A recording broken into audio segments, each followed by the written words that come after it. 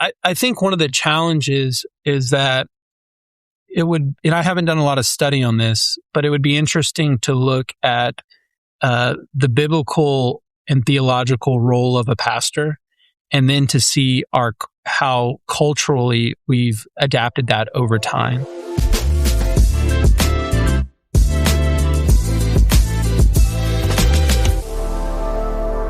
This is the Faithfully Podcast.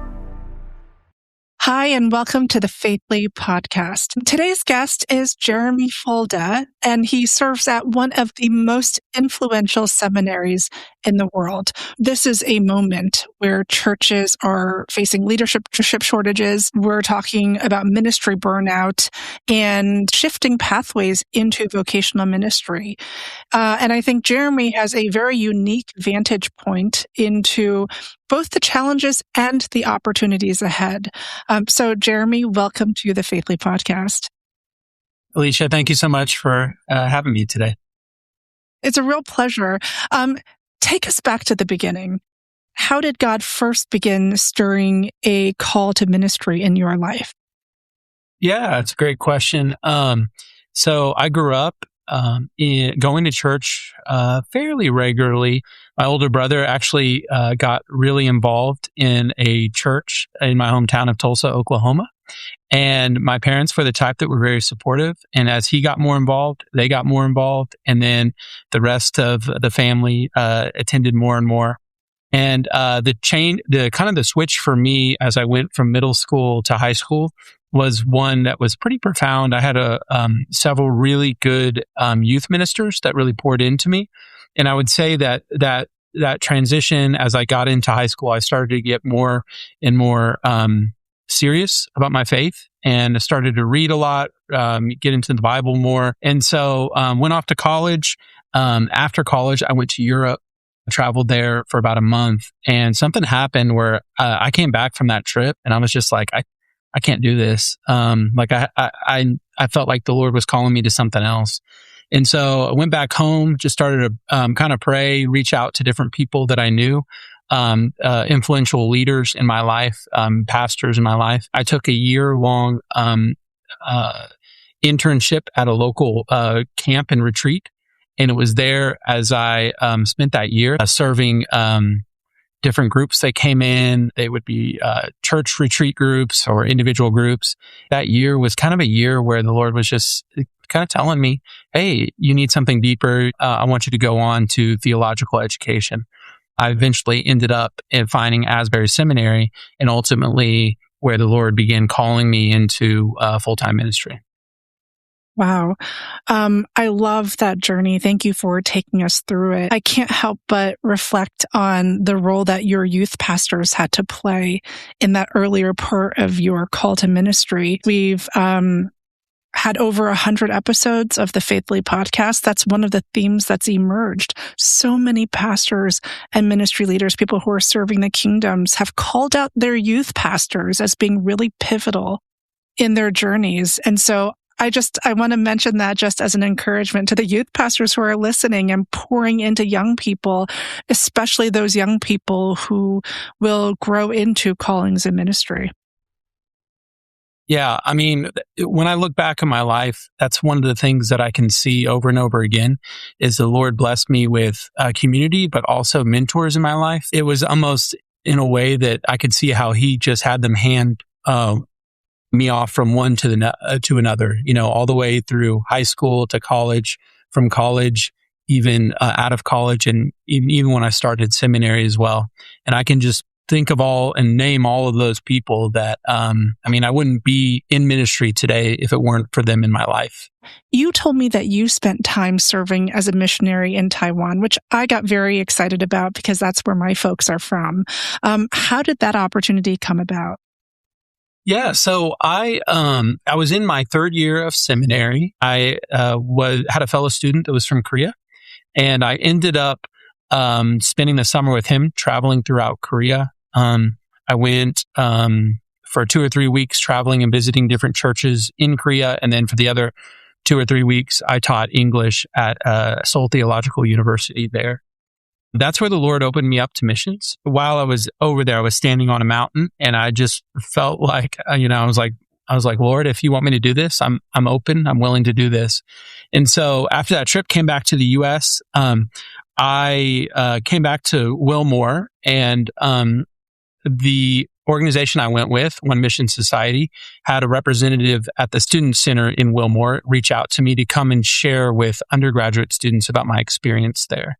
And so I went and shared about my experience. And then that person, her name is Meredith, and I actually got to know her a little bit better. I would end up marrying her later on. As I got to know her, she's about to leave for Taiwan to work in an orphanage for a year. And we started dating. She literally left 2 months later. We dated long distance for a whole year. She worked in the orphanage. I finished up my seminary education. We would talk on the phone a lot. We would write each other a lot. I ended up going to visit her in November of 2011. And while she was there, we got engaged. And she came back at the end of the year. I finished up my seminary education. We funded for 2 years. And then in 2014, we left for Taiwan. We left in October of 2014, and we committed to 5 years to go there. 5 years. Wow. What were some of the lessons that the Lord taught you while you were serving in Taiwan? Yeah. So, when I look back on that time, it was unbelievably beautiful. It was an amazing time for our family, but it was some of the most challenging times as well. I wasn't as prepared to serve overseas as I thought I was. I had just finished going to seminary. I did a Master of Divinity, Master of Mental Health Counseling degree. So I thought I was prepared, but when you go over and, you're serving in a cross-cultural environment, I learned a lot about myself. And one thing I learned is that ministry, specifically overseas missions, is extremely isolating. You're kind of leaving behind your family, your communities. You're kind of going as like an infant, like you're having to learn everything new. Little things like if I was going to mail a letter, it could be a half a day just trying to navigate the languages and figuring out where to mail it, how to mail it, all those kind of things. I'm a more productive oriented or achievement oriented person. And when we moved to Taiwan, that was really, really challenging for me. It was also challenging just because of the isolating nature of it. You don't have the community there to help you that you previously might have had. So those are a few things that I think make it a little more challenging.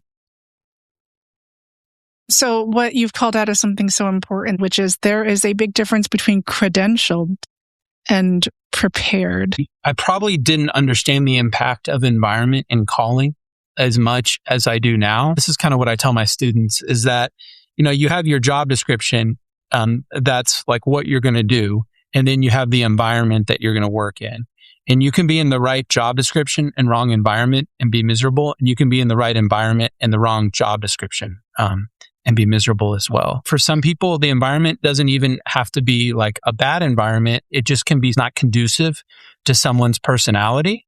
And it can make it really challenging for them. An example of this would be I am the type of person that needs to be around people. I'm not a person that works from home well. I don't have those interactions with people that I need. And so when I'm picking a job or when I'm picking where I want to work, I think having community around me is always going to be something that's really important. For a lot of people, we see what we're good at, but we don't know exactly what kind of environment we need to flourish in. It sounds like your experience in Taiwan was like a very extreme training in that sort of job description versus environment tension, right? Because your environment was so different. Do you think that's helped you to prepare students as you're working with them? Yeah, 100%. And so, here at Asbury, one thing that's kind of, we're a graduate institution and postgraduate, but 2/3 of our students are online. So when we think of students, I've got about 1/3 that come to me and they're preparing for graduate level work. They're preparing for ministry after graduation and they've never been in ministry before.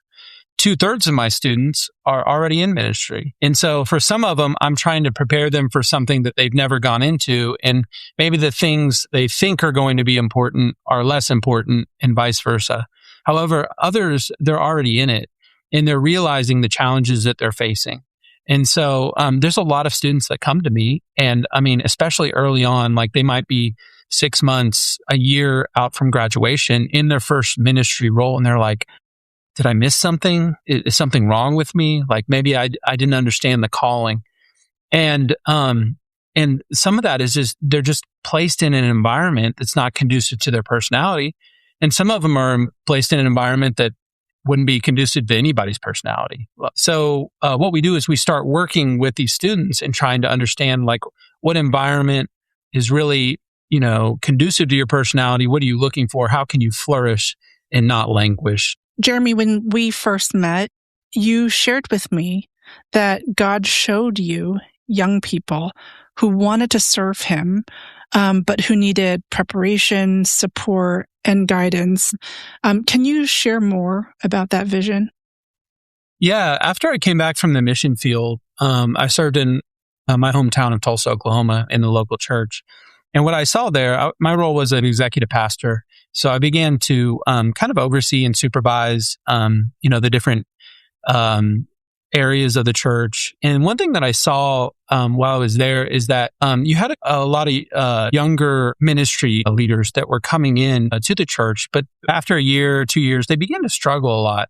And I think there's a lot of reasons for this. When you're in the church in particular, your call or your vocation is also your worshiping community, which is also where your friends and your family tend to be as well. So you can see there's a lot of enmeshment there. So like if something happened to me in my job, it would not only affect me in my job, but it would also affect my friends. It would also affect my worshiping community, my kids. If I had to leave a church, they would have to leave a church. And so there's something particularly challenging about that because maybe the stakes are higher. Maybe there's not a space for people to get reprieve from ministry. They're in it like 24/7, it seems like. And so what I was noticing is that, a lot of these young leaders would come in, they would have high rates of burnout. They would kind of get a little disenfranchised from the church itself. They kind of needed support and community sometimes outside of the church. What I found is it can be hard for people to be vulnerable with the challenges they're facing with the people that oversee them and supervise them, because there's a fear of okay, if I'm going to be vulnerable and I'm going to talk openly about these challenges, it could hurt my job. It could hurt my livelihood later on down the road. And so when we began planning for the Career and Calling Center, this is one of the things that we looked at is how can we provide our students with continual connection even out after Asbury, where they view Asbury as a place that even once they've graduated, that they could come back to, find support, find help.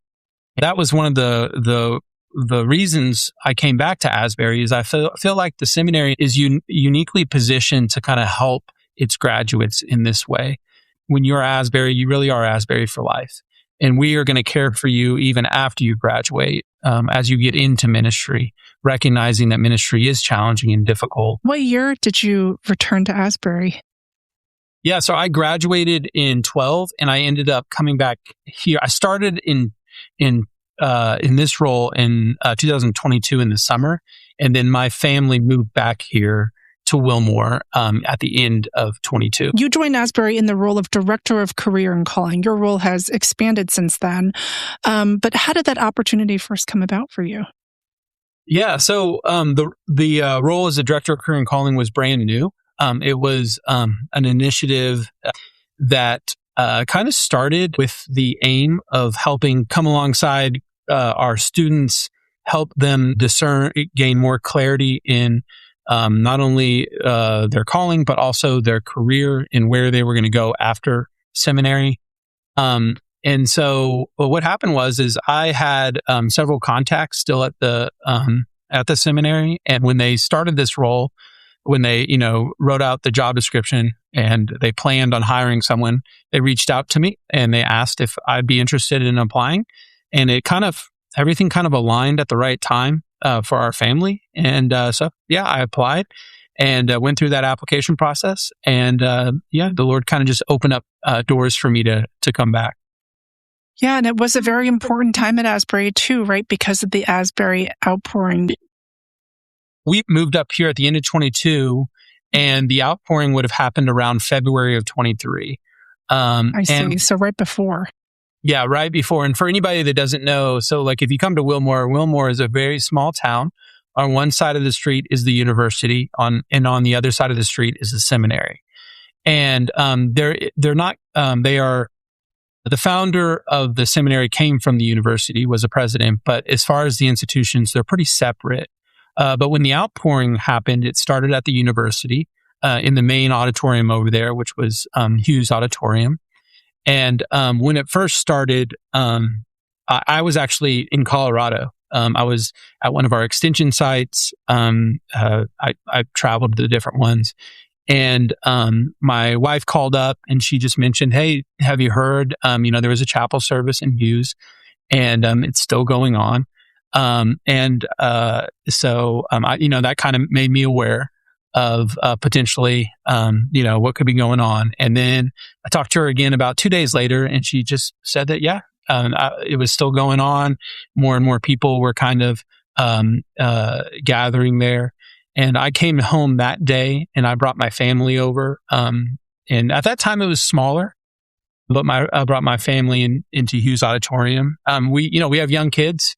At the time, our youngest was probably about under 2. So our expectation is that we would stay for about 15, 20 minutes because that's how much time she would allow us to stay. But the way that I would describe it is when we entered Hughes Auditorium, there was a sweetness of the Spirit like I had never experienced. And so I remember we sat down, we went to the balcony and sat down, and we were there for 3 hours. And my kids were just sitting down. It was just worship. And it was just a sweetness of the Spirit in that place. And so we left there. I think we went back the next night, or it might have just been my wife and I that went back the next night. What happened though is like kind of after those first several days, it started to kind of get larger and larger. And then I worked a lot at they had overflow sites at the seminary. So our main chapel, Estes Chapel, was an overflow site. We have another chapel on campus, McKenna Chapel, was an overflow site. And by the height of it, we had people in our student center. I mean, you're thinking, each of these sites, one can hold 800 people, 450 people. A student center can hold over 1,000, and they were all filling up. And people were coming in from all over. I only have my experience. The only thing I would say about it from my own personal experience is that serving overseas were some challenging times ministry-wise. Serving the local church during COVID were some challenging times ministry-wise. But it was during this time where basically you would open doors, and there was a hunger for people coming all over, just from literally all over the world, just coming in and worshiping in a way that the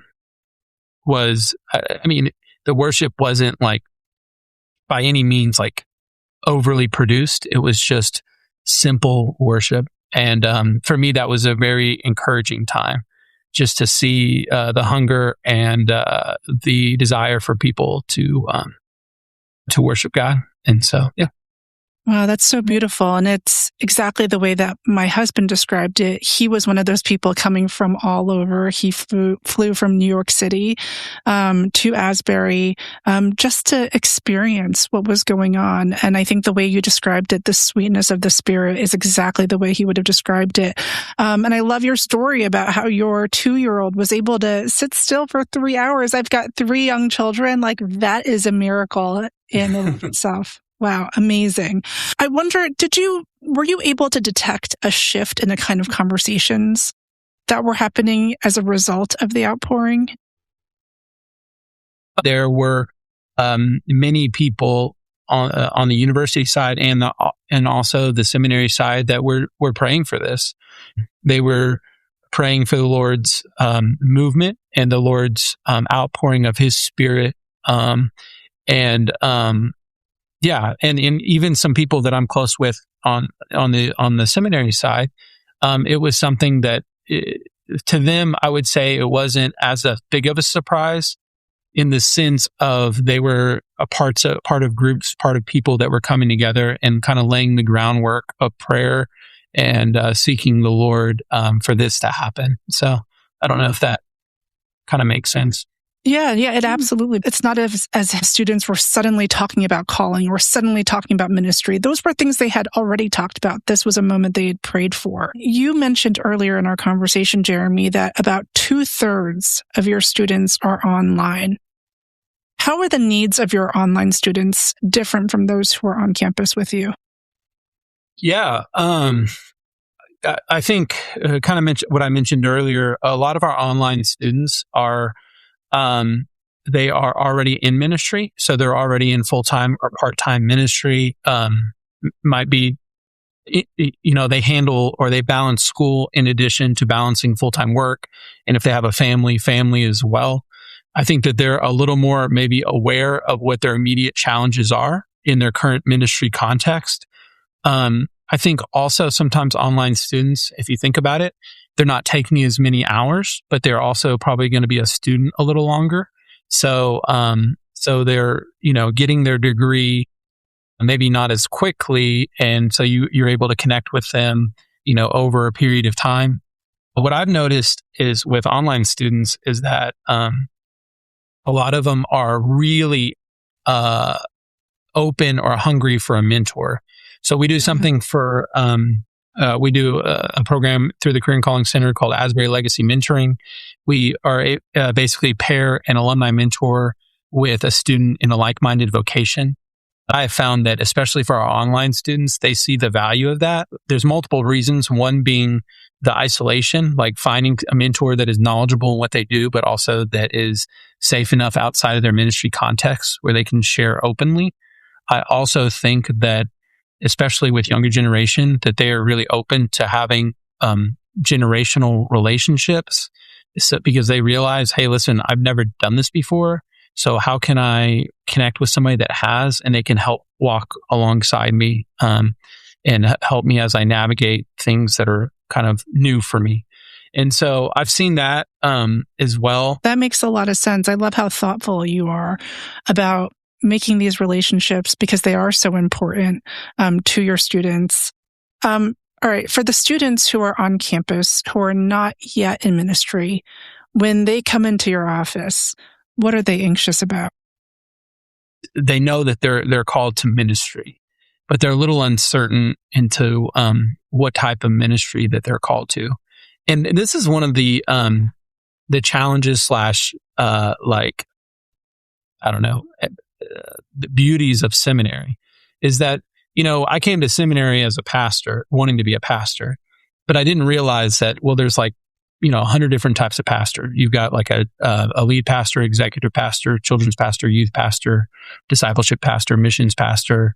You've got a church planner who's like all of those things. And so there's so many different types of pastors. And so when somebody has a call, they might have a call to ministry. But when you come to a seminary, you realize just how many different ministry contexts and jobs there are out there. And I would argue that the role of an executive pastor versus a lead pastor is very, very different. The skill sets, the giftings, they require kind of two different type of personalities.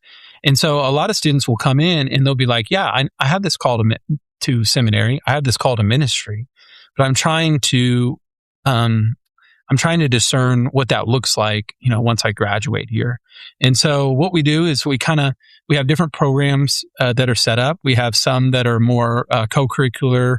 We have something called the Career Clarity Program, where it's a co-curricular, cohort-based program where students can join other students to kind of get some of that discernment and help them understand what type of ministry job best fits with their personality. We do something called the Berkman. And a lot of students will engage in this. It's like a personality assessment that assesses not only their personality, but also their environmental fit. And as we mentioned earlier, we have the mentoring program. So students are able to hear from people that are already in those type of vocations. And so, I think a lot of them are just trying to discern, okay, I'm called to ministry, I'm called to seminary, but what type of ministry best fits my personality? And to be honest, a lot of it's changing too.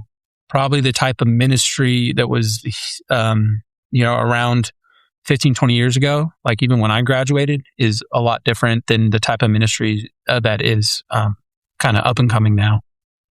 Interesting. Can you dig a little deeper into the Berkman method that you just mentioned? Why is that such a powerful tool for vocational discernment? Yeah, when I came on into this role, we had a donor that had put some money aside to help us kind of administer the Berkman to our students, and so we entered into a contract with them, and it allows us to give the Berkman to our students, and it's been unbelievable. So I think since we started this two years ago, we've administered the Berkman in the Career and Calling Center to over 200 students. And so what that is the students will take a 45-minute kind of questionnaire. It'll have a very, very detailed report that is produced, and then we'll walk alongside them for about an hour and a half, walking through their results. And what's great about it is for a student, it will look at their interests, so what motivates them. It will also look at their personality, so how they behave when they are when they are flourishing, when they're their best self, what they need out of an environment to flourish, and if they do not get what they need out of an environment, what their stress behaviors are. So what's great about it is I can walk through their report with a student. And if they're already in ministry, I can walk through them and talk about like, okay, you're stressed here and here. This could be possible reasons why. Let's look at what you need out of an environment. What are you getting out of it? What are you not getting out of it? If they're feeling not motivated in their job, we can look at what their interests are and say, hey, how much are you doing these things which highly motivate you? And how much are you doing these things which are demotivating to you? So it allows me to sit down with the students either before or they go into ministry or after, while they're in ministry, and just kind of walk through all that with them. And it's, I think for a lot of students, it's just, it creates self-awareness. Even if they don't necessarily agree with everything, it enables them to ask questions and think about their context and how, and what they're looking for, or maybe potential areas that they might be struggling in. Do you find that that the method sort of confirms for students what they kind of already know but have trouble naming, or do you find that they can experience breakthroughs in the process? The Berkman would say needs are hidden, and what that means is that that often we don't even know what we need. We might know how we normally behave. We might even know how we behave under stress, but sometimes we don't know our needs that are lacking until we are under stress. And so I think one thing the Berkman does a really good job at is that it enables students to see what they need and see if that's true or not. And if it is true, then they can work toward getting those needs filled. The other thing that's interesting on it when it comes to motivations is that, interest or motivations are really important, because I'll get some student. I had a student come into my office not too long ago, and she had been working in finance for 5 years, and everybody told her how good she was at it, and she hated every minute of it. And so the Berkman, when it measures her, how she is with finance or numbers, it's going to put it really low. And it's not saying that she's not good at it. It's just saying for her, it's a demotivating thing over time. And so that's really important, because we can be good at things and people can tell us how good we are at them, but they could still be demotivating to us. And there might be something much higher that is like a very motivating thing for us. And so how do we engage more in those? I also want to caveat this with a couple things is when we talk about calling, there are people that are called and they stay in an environment that is challenging and difficult, and they are doing work that is challenging and difficult, but they still feel called. And so I want to point that out, because there are times when we stay in things, we do things, and it's maybe against the grain in some ways, but it's still, there's this innate feeling for a lot of people that I'm called here and I've not been released from this yet. And the other thing is, when I talk about calling, when I think of it as primary calling is abiding in Christ, and our secondary callings are how we carry out that primary calling into the world. And so when I talk about calling for me, my primary calling is to abide in Christ. But my secondary calling is of the director of career and calling, is of a husband, it's of a father. And my role is to hold those secondary callings in tension, as I live out, as I focus on my primary calling, which is to abide in Christ. And so, I don't know if that gives context. Sometimes I like to throw that out there, because when we talk about calling, it can mean a lot of different things to a lot. Absolutely. I feel like I'm in your office hours with you, Jeremy, because I think these are things that we don't just wrestle with one time in our lives. I think we're actually meant to wrestle with throughout a lifetime of serving the Lord. And it's a uniquely complicated conversation, because I find that I and others, we talk about gifting, passion, opportunity, calling, being called, vocation, career. We talk about all these things, and it's very hard to untangle. And I think having a framework like the one you just laid out about primary versus secondary callings, having a tool like the Berkman method, these are all really important tools to utilize to sort of untangle all those ideas. Yeah. Well, in the story I like to share about this is that when I was, it was when we were leaving Taiwan. I remember I was in the airport and I was stepping onto the plane to leave. It was at the very end of our 5 years. I had 10 boxes, each weighing 50 pounds. I had in my family, and everything we owned was with us. And I was leaving that role as that calling as a missionary. And I was in at the time I was applying for a job, multiple jobs back in my hometown of Tulsa. And I hadn't yet received a job offer. But I remember I stepped onto that plane and I go, God, who am I? I'm not a missionary anymore. I don't have another job. Who am I? And I remember him saying, Jeremy, you are my son. That's who you are. And so it's so important that we understand this. And Os Guinness writes a lot about this in his book, The Call. But it's so important that we put that primary calling and we keep it above these secondary callings. Because I believe at any time, some of these secondary callings could be taken away. It could be taken away because we choose to walk away. It could be taken away because somebody else decides, it's time, for one reason or another, we can't do that anymore. I mean, it's taken away because we retire. And it's so important that primary calling, which holds our identity, is elevated above these secondary callings. Because when we organize that in a way where the secondary callings are over the primary calling, that's where it gets really challenging. We can have a lot of heartbreak. Yeah, absolutely. So your role has expanded. You're still overseeing calling and career, but your role also includes the Beeson Center and initiatives that serve graduate and postgraduate ministry leaders. Can you tell us a little bit more about that?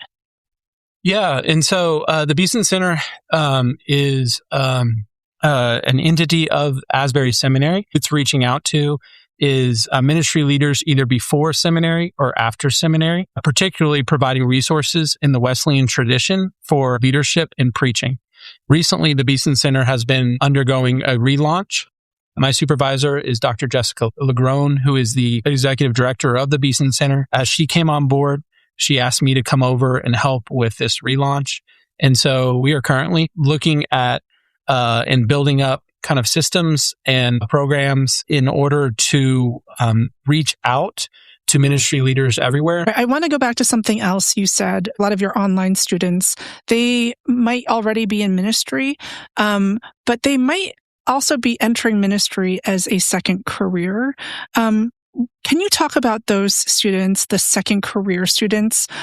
What unique strengths, what unique challenges do they bring? Yeah, I mean, we get a lot of students that are second career. I think one of the unique strengths they have is they have a vast amount of experience, usually in different areas. And I think sometimes what can be challenging is understanding how that experience can correlate into ministry settings. But, my role when I was in the local church was an executive pastor. A lot of ministry leaders, they might not necessarily have the skill set of, administration, of finance, those kind of things. And so if you have some of these second career students that have a background in a more corporate world, or they have these giftings, you can see how some of those giftings could easily translate into ministry settings and that are really, really needed. What about challenges? Do they face any unique challenges? That's a good question. I mean, I would think it's part of it that is challenging is going from one sector to a brand new sector. And some of that can be kind of hard to navigate, with the expectations of how things are going to be. Also, I mean, to be honest, it can be challenging financially sometimes. I meet with a lot of students that go from making a job that could pay you very, very well to transitioning into a ministry, a job that just doesn't pay as well. And they're trying to figure out how they can support their family in this way. A lot of ministry workers are co-vocational. So more and more people are having two jobs, whether it be two ministry jobs or a ministry job and, a job outside of ministry. But they're looking at ways in which they can intersect together. One can feed into the other, which I think is very interesting. Absolutely. Well, when we met Jeremy, I think one of the challenges is that it would, and I haven't done a lot of study on this, but it would be interesting to look at the biblical and theological role of a pastor, and then to see how culturally we've adapted that over time. My gut would say that, I think the role or the job description of a pastor could be much like someone that is like a CEO of a large corporation, in just the complexity and the amount of hats that someone would have to wear. And the challenge is that it's like that for a large church or even a small church as well, probably especially a small church, because they don't have a staff, and they're having to wear all of those hats. I think there's a level here where the expectations are sometimes unrealistic. And I think, another key point to this is that when we talk about supporting pastors, it has to be done holistically. And so, each church tradition has their different setup. But, for the one I'm in, we have something called like a board or an SPRC. And so what they should function as is, a board should function as an accountability and also kind of a support mechanism for the pastor to be able to recognize that, hey, listen, like we are going to come alongside the pastor and help, have a level of accountability, but also help support them and the other ministry leaders to make sure that they are upholding rhythms that are sustainable and they are flourishing. I think it's important for churches, denominations, networks to be proactive with this. Yeah. I'm hearing what you're saying, and I agree with you. It's something that I've seen at my church. Just all these expectations placed on a pastor that you would typically place on a corporate CEO. I want to shift gears for a second because we've talked a lot about the challenges, right? But I'd also love to hear from you on what some of the greatest opportunities are for churches to better support pastors and other ministry leaders. I think the more that we can, as churches, invite our ministry leaders into the conversation together, the more that we can develop a vision for what our mission of the church is, not only how we're going to carry that out, but the way in which we carry it out, the way that we're going to mobilize our congregation to take on some of the ministry roles, not so that it's just done by only pastors or the church leadership, but it's going to be shared mission. I think it's encouraging when congregations as a whole take ownership over the mission of the church. Everybody is in it together, and everybody is called together. The calling is just not for the ministry leaders. The calling is for everybody in that congregation is first called to Christ, to abide in Christ. And then everybody in the congregation is called to carry that out into the world as, in their vocation, in their home, in their community. And so being able to embrace that together, I think to me is exciting. So. Amen. I'm also a big believer in the priesthood of believers, and you've just described it so beautifully. Well, we're coming up on time. Here's where I'd like to leave it, Jeremy. For the person who's listening today who senses that God may be calling them into ministry or deeper into ministry, but they feel uncertain, what would you want them to hear? There is no better place to be than following the will of God in your life. And it does not mean you won't have to suffer. It does not mean there won't be sacrifices. In my own life, I was most deeply formed by God in times of suffering. It's when we suffer that we can most relate to the suffering Christ. To me, that's hopeful. If you have a call on your life, step out into that call in a very practical way. If you're in a church, go to your pastor, go to someone in that church and say that, I feel like I've got this call, and start exploring what that means. It doesn't mean you're going to be like overseas in the next, week or two. It just means you're taking that next step of faith in that exploration. I mean, and ultimately what it means is that you're listening to God and open to His leading. And so, that's probably what I would communicate with them. That's really beautiful. Thank you, Jeremy. I know that our listeners are so encouraged by that. I'm encouraged by that. We touched on so many different things today, and there's so much more we can talk about. But we'll leave it there for today. Thank you so much, Jeremy. This has been such an interesting conversation. I really appreciate you coming onto the podcast and sharing your wisdom and experience and what you're seeing with our audience. Well, Alicia, thank you so much for having me on.